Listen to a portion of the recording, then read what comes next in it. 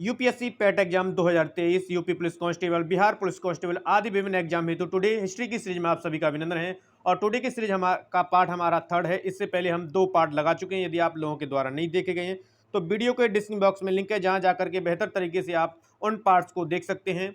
तो टुडे की सीरीज उन सभी विद्यार्थियों हेतु बेहद इंपॉर्टेंट होने वाली है जो कि यूपी ट्रिपल पेट exam 2023, UP police constable, Bihar police constable आदि विभिन्न एग्जाम हेतु तैयारी कर रहे हैं। तो यदि आप हमारे चैनल पर पहली बार विजिट कर रहे हैं तो चैनल को सब्सक्राइब करते हुए पास में जो बेल आइकन उसको प्रेस करेंगे, ताकि समय से लेटेस्ट वीडियो का नोटिफिकेशन आपको मिलता रहेगा। मित्रों, चलिए टुडे की सीरीज को हम आरंभ करते हैं। टुडे की सीरीज का हमारा क्वेश्चन है, तृतीय बौद्ध सभा का सभापतित्व किया गया था। एक एक प्रश्न आपके एग्जाम की दृष्टि से बेहद इंपोर्टेंट है। आने वाले एग्जाम्स में निश्चित रूप से बनने वाले प्रश्न, इसलिए कंप्लीट वीडियो को देखें और कंप्लीट प्रश्नों को आप स्वयं से लगाने की कोशिश करें। तो यहां से आंसर जाएगा ऑप्शन डी, मोगलिपुत्र तिस्स द्वारा तृतीय बौद्ध सभा का सभापतित्व किया गया था। यदि पूछा जाएगा कि प्रथम सभा का सभापतित्व या अध्यक्ष थे, तो ये महाकाश्यप के द्वारा प्रथम सभा का सभापतित्व किया गया था और वसुमित्र के द्वारा फोर्थ सभा का सभापतित्व किया गया था।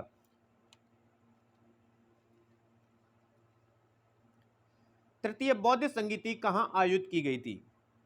तो तृतीय बौद्ध संगीति का आयोजन हुआ था पाटलिपुत्र में। यहां से आंसर जाएगा ऑप्शन बी। प्रथम बौद्ध महासभा कहां आयोजित हुई थी? तो प्रथम बौद्ध सभा का जो आयोजन हुआ था वो राजगृह में हुआ था। आंसर यहां से बी करेक्ट जाएगा। पाटलिपुत्र में पूछी जाती है तो यहां पर तृतीय हुई थी बौद्ध सभा का आयोजन। इनमें से किस शासक ने चतुर्थ बौद्ध संगीत कश्मीर में आयोजित की थी? तो यहां से इसका राइट आंसर जाएगा ऑप्शन सी, कनिष्क के शासनकाल में हुई थी चतुर्थ बौद्ध संगीति, जो कि कश्मीर के कुंडलवन में हुई थी। अशोक के समय कौन सी बौद्ध संगीति हुई थी, यह प्रश्न बनेगा। तो इस अशोक के समय तृतीय बौद्ध संगीति हुई थी। अजातशत्रु के समय शासनकाल में कौन सी बौद्ध संगीति हुई थी, यह पूछा जाएगा। तो इसके समय प्रथम हुई थी और कालासिक के समय हुई थी द्वितीय।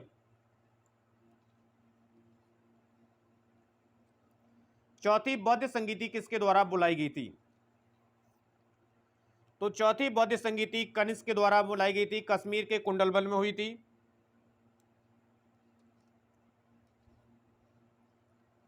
भगवान बुद्ध के महापरिनिर्वाण के बाद पहली बौद्ध संगीति हुई थी।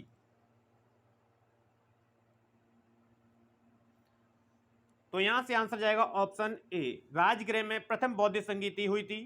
पाटलिपुत्र पूछा जाएगा तो पाटलिपुत्र में हुई थी आपकी तृतीय बौद्ध संगीति।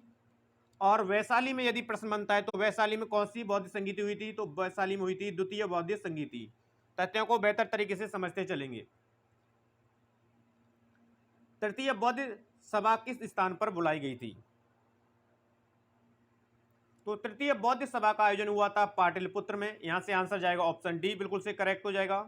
किसके शासनकाल में बुलाई गई थी? यदि इस तरह प्रश्न बनेगा तो अशोक के शासनकाल में तृतीय बौद्ध संगीति बुलाई गई थी।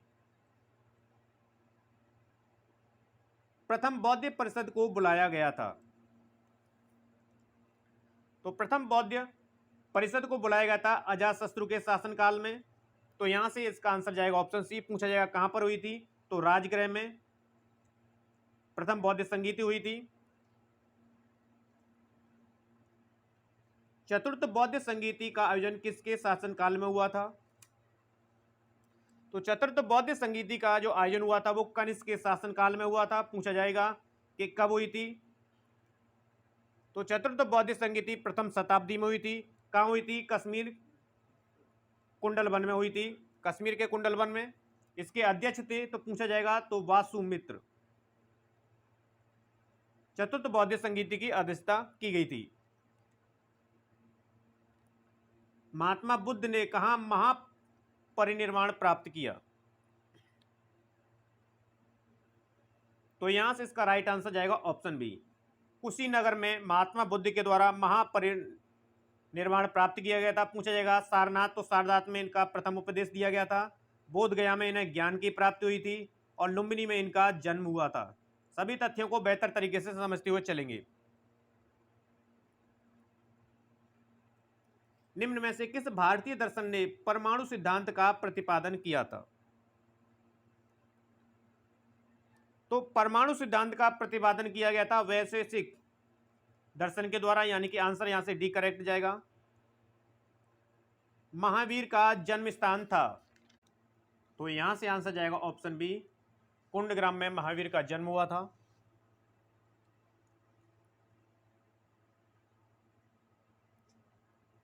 त्रिपिटक किसकी धार्मिक पुस्तक है? तो त्रिपिटक जो है बौद्ध धर्म की धार्मिक पुस्तक है। पूछा जाएगा त्रिपिटक के अंतर्गत आते हैं तो विनय पिटक, अभिधम्म पिटक और सुत्ति पिटक।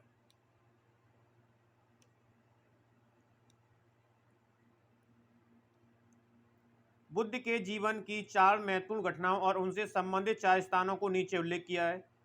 यह 2 स्तंभों फर्स्ट और सेकंड में अंकित है, आपको इनका सुमेल करना है। तो स्तंभ 1 और स्तंभ 2 को सुमेलित करना है।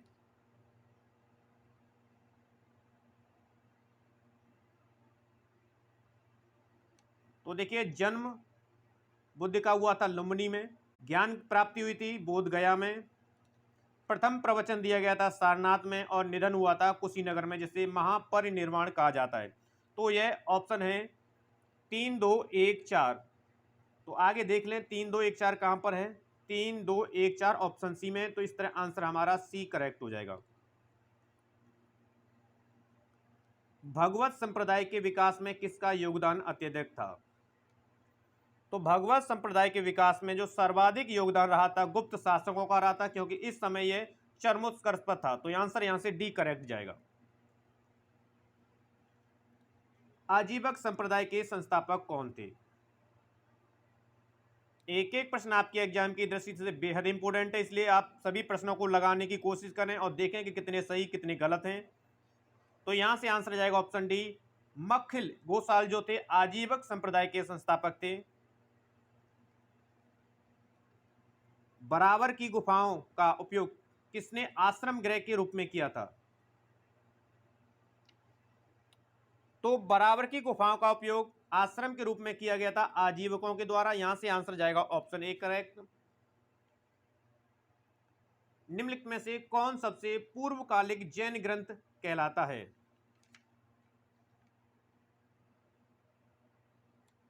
तो सबसे पूर्वकालिक जैन ग्रंथ है 14 पूर्व। यहां से आपका आंसर जाएगा ऑप्शन सी, बिल्कुल से करेक्ट हो जाएगा। जैन कल्पसूत्र को किसने लिखा? तो जैन कल्पसूत्र एक जैन ग्रंथ है और जिसे लिखा गया है भद्रबाहु के द्वारा, यानी कि आंसर यहां से एक करेक्ट हो जाएगा। प्रथम तीर्थंकर कौन थे?